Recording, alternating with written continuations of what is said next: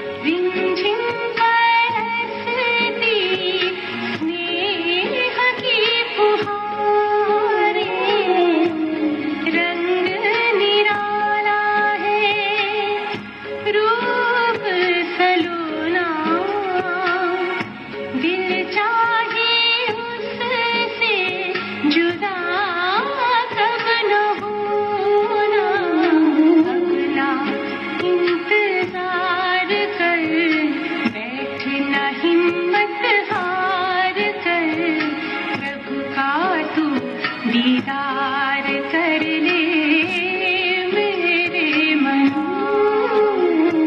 शिव बाबा को याद कर, जी भर उसको प्यार कर, सांसों को आबाद कर ले मेरे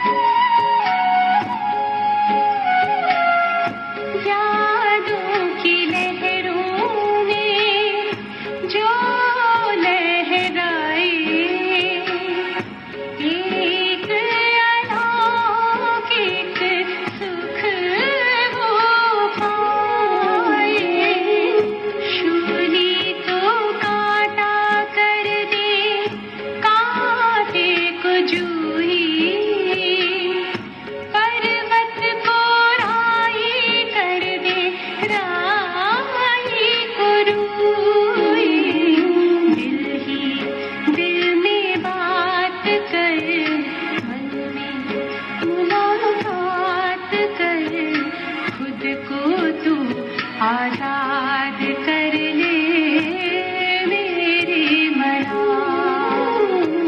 शिव बाबा को याद कर, जी भर उसको प्यार कर, सांसों को आबाद कर ले मेरे मना। सांसों को आबाद कर ले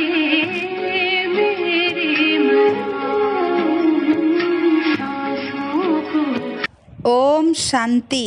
9 जून 2021 प्रातः मुरली। बाप दादा मधुबन। मीठे बच्चे, बाप आए हैं सारी दुनिया से विकारों की तपत बुझाए, सबको शीतल बनाने। ज्ञान वर्षा शीतल बना देती है। प्रश्न: कौन सी तपत सारी दुनिया को जला रही है? उत्तर: काम विकार की तपत सारी दुनिया को जला रही है। सब काम अग्नि में जलकर काले हो गए हैं। बाप ज्ञान वर्षा से उन्हें शीतल बनाते हैं। जैसे बरसात पड़ने से धरती शीतल हो जाती है, तो इस ज्ञान वर्षा से 21 जन्मों के लिए तुम शीतल बन जाते हो। किसी भी प्रकार की तपत नहीं रहती। तत्व भी सतो प्रधान बन जाते हैं। कोई भी तपते नहीं है। ओम शांति। रूहानी बच्चे किसकी याद में बैठे हैं? जरूर अपने रूहानी बाप की याद में बैठे हैं। रूह अपनी परम पिता परमात्मा की याद में बैठी है कि हमको रूहानी बाप आकर रिफ्रेश कर शीतल बनाए, क्योंकि काम चिता पर बैठ भारत जल मरा है। गाते भी हैं तपत बुझाए, तपत काहे की? काम चिता की। बहुत तपत होती है तो मनुष्य मर पड़ते हैं। इस काम चिता की तपत में भारत एकदम जल मरा है। इसलिए बाप को याद करते हैं कि आकर शीतल बनाओ। बरसात पड़ने से शीतलता हो जाती है, धरती शीतल हो जाती है। यह तो बरसात है ज्ञान की। एक ही बार आकर इतना शीतल बनाते हैं, इतना सब कुछ दे देते हैं जो सतयुग में कोई भी चीज की उत्कंठा नहीं रहती है। आधा कल्प उत्कंठा में रहते आए हो। बाबा आकर शीतल बनाओ। पतित पावन बाप आकर हमको शीतल बनाए। इस ज्ञान वर्षा से भारत अथवा सारी दुनिया शीतल हो जाती है। तुम स्वर्ग के मालिक बन जाते हो। मनुष्य मरते हैं तो कहते हैं स्वर्गवासी हुआ। वह तो सिर्फ मुख मीठा करते हैं। तुम जानते हो स्वर्ग की अब स्थापना हो रही है। बाबा आया हुआ है, यह ज्ञान वर्षा कर रहे हैं। शीतलता का असर 21 जन्म रहता है। वहाँ ना वर्षा ना किसी भी चीज की इच्छा रहती है। सदैव बाहर ही बाहर रहती है। वहाँ कोई भी प्रकार का दुख नहीं रहता। सूर्य भी सतो प्रधान बन जाता है। कभी तपत नहीं दिखाते हैं। तुम सारे विश्व के मालिक बन जाते हो। अभी तो गुलाम है ना। गाते हैं मैं गुलाम तेरा। बाप को याद करते हैं। अब बाप कहते हैं तुम्हारी सेवा में मैं तुम्हारा गुलाम आकर बना हूँ। तुम बच्चों की सेवा करता हूँ। पराए पति देश पतित शरीर में मैं आता हूँ। इस पति दुनिया में एक भी पावन हो नहीं सकता। सती को पावन, कली को पतित कहा जाता है, क्योंकि सब विकारी हैं। भारतवासी ही इस नलेज को समझेंगे। जिन्होंने 84 जन्म लिए हैं वही यह नलेज सुनेंगे। व जो सतयुग त्रेता में आने वाले हैं वही आकर ब्राह्मण बनेंगे, नंबरवार पुरुषार्थ अनुसार। बाप ने समझाया है अभी तुम ब्राह्मण वर्ण में हो, फिर वही देवता वर्ण में आएंगे। ब्राह्मण वर्ण अर्थात ब्राह्मण धर्म स्थापन करने बाप आते हैं। ब्रह्मा ब्राह्मण धर्म स्थापन करते हैं। ऐसे नहीं कहेंगे कि परमपिता परमात्मा आकर शूद्रों को ब्राह्मण बनाते हैं। यह तुम्हारी बाजोली चलती है। यह तो बहुत सहज है। तुम जानते हो यह चक्र कैसे फिरता है। विराट रूप में ब्राह्मणों की चोटी और शिव बाबा को भूल गए हैं। कहते हैं देवता, क्षत्रिय, वैश्य, शूद्र, फिर शूद्र से देवता। अब ब्राह्मण कहाँ गए? ब्राह्मण लोग गाते भी हैं ब्राह्मण देवताय नमः। तब प्रजापिता ब्रह्मा की वंशावली कहाँ गए? प्रजापिता ब्रह्मा का नाम कितना वाला है। चित्रों में भी कितनी भूल कर दी है। प्रजापिता ब्रह्मा के औलाद का कोई नाम निशान नहीं है। स्कूल में टीचर पढ़ाते हैं, वो फिर भी सोर्स ऑफ इनकम है। एम ऑब्जेक्ट तो जरूर चाहिए। तुम बच्चे जानते हो उस पढ़ाई से ही मर्तबा मिलता है। पति दुनिया में भगवान आकर पतितों को पढ़ाते हैं। बाप कहते हैं मैं तुम बच्चों को पढ़ाकर पावन बनाता हूँ। इस पढ़ाई से इनकम देखो कितनी भारी है। आधा कल्प के लिए तुम तकदीर बनाते हो। भारत में गाया हुआ है 21 पीढ़ी।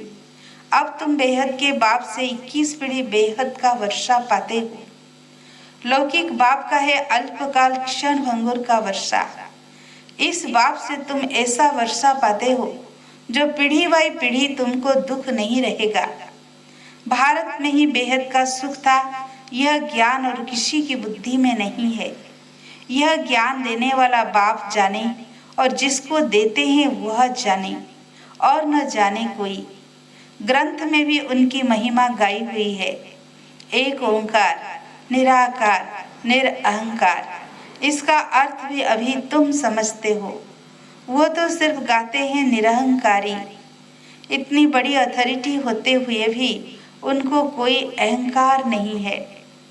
यहाँ थोड़ी भी पोजीशन वाले होते हैं तो कितना नशा उन्हों को रहता है। वह अलपकाल वाले मर्तबे का नशा कि मैं फलाना हूँ। अब तुमको इस रूहानी पढ़ाई का नशा है।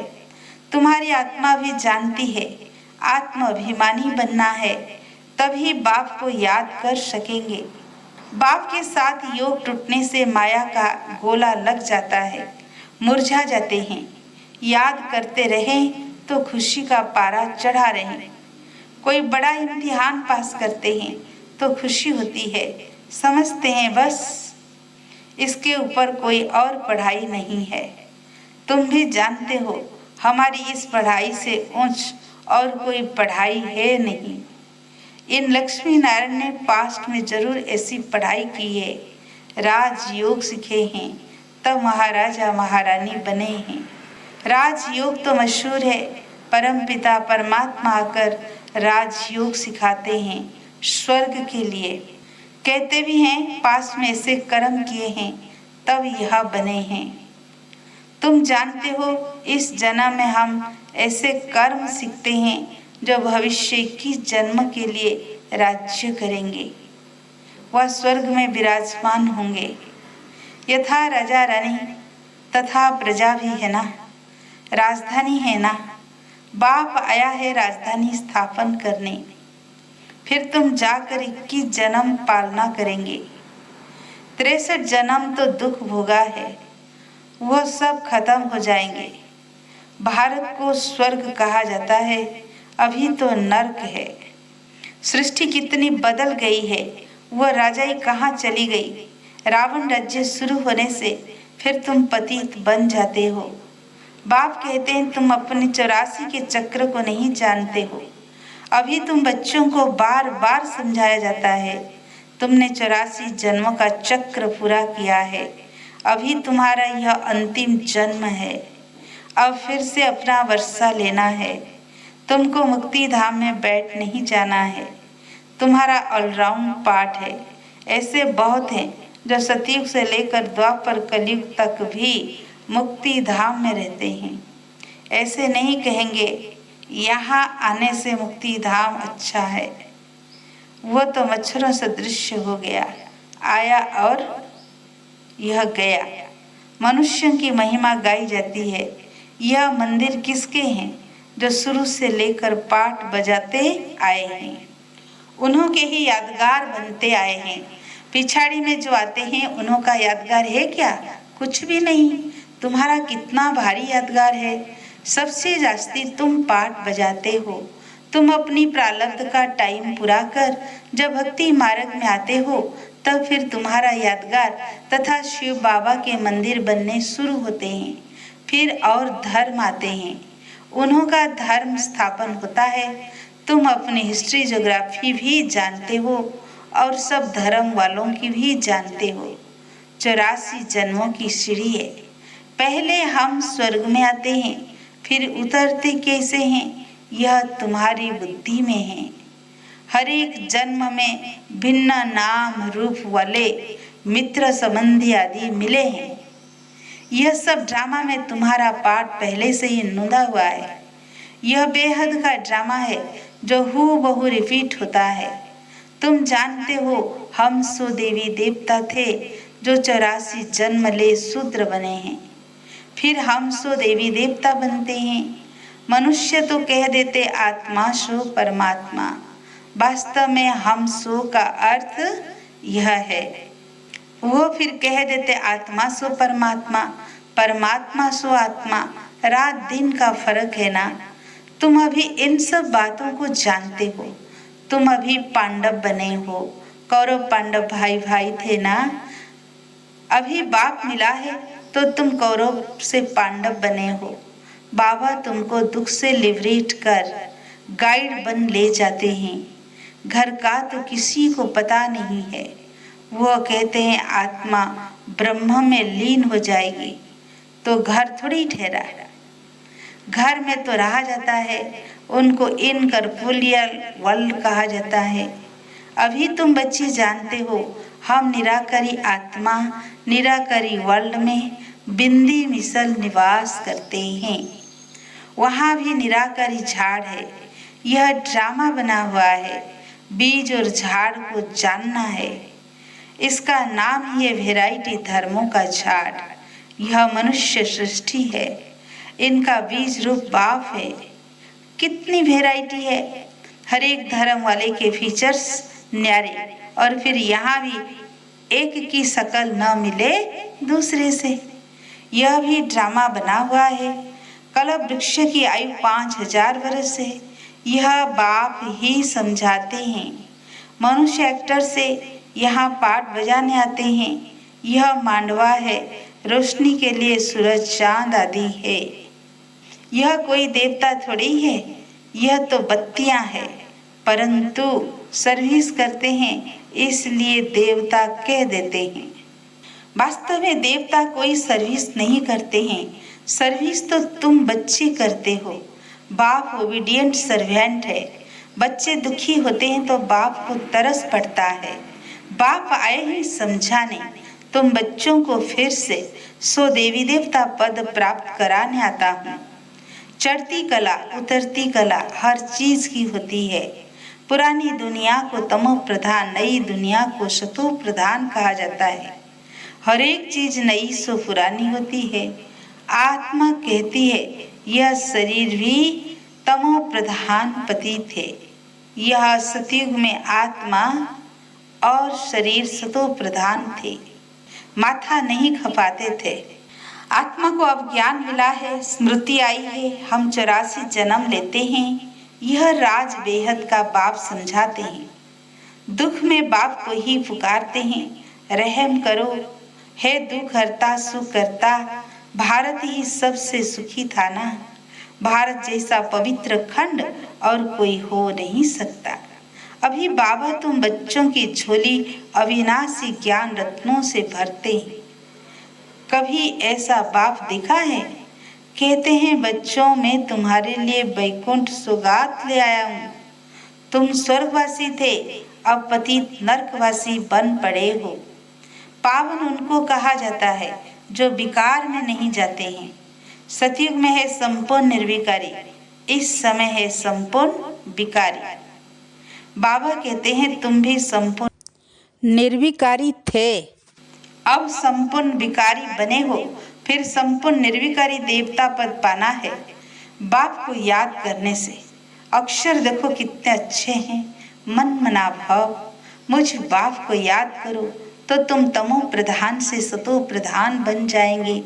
मैं सर्वशक्तिमान होना मुझे याद करो। याद को ही योग अग्नि कहा जाता है जिससे तुम्हारे पाप दग्ध होंगे। तुम पवित्र बन जाएंगे। अच्छा मीठे मीठे सिकीलधे बच्चों प्रति माता पिता बाप दादा का याद प्यार और गुड मॉर्निंग। रूहानी बाप की रूहानी बच्चों को नमस्ते। हम रूहानी बच्चों के रूहानी बाप दादा को याद प्यार गुड मॉर्निंग नमस्ते नमस्ते। धारणा के लिए मुख्य सार। पहला पॉइंट रूहानी पढ़ाई के नशे में रहना है। बाप समान निरहंकारी बनना है। पोजीशन आदि का अहंकार नहीं रखना है। दूसरा पॉइंट अपनी झोली ज्ञान रत्नों से भरनी है। संपूर्ण निर्विकारी बन देवता पद पाना है। कभी भी मुरझाना नहीं है। आज का वरदान सर्व आत्माओं के पतित संकल्प व वृत्तियों को भस्म करने वाले मास्टर ज्ञान सूर्य भव।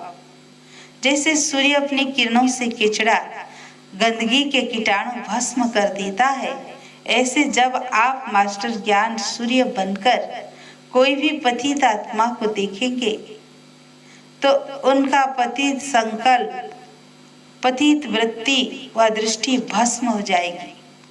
पतित पावनी आत्मा पर पतित संस्कार वार नहीं कर सकता। पतित आत्माएं पतित पावनियों पर बलिहार जाएगी। इसके लिए माइट हाउस अर्थात मास्टर ज्ञान सूर्य स्थिति में सदा स्थित रहो। आज का स्लोगन, अपने धारणा स्वरूप से योगी जीवन का प्रभाव डालना, यह बहुत बड़ी सेवा है। अच्छा, ओम शांति।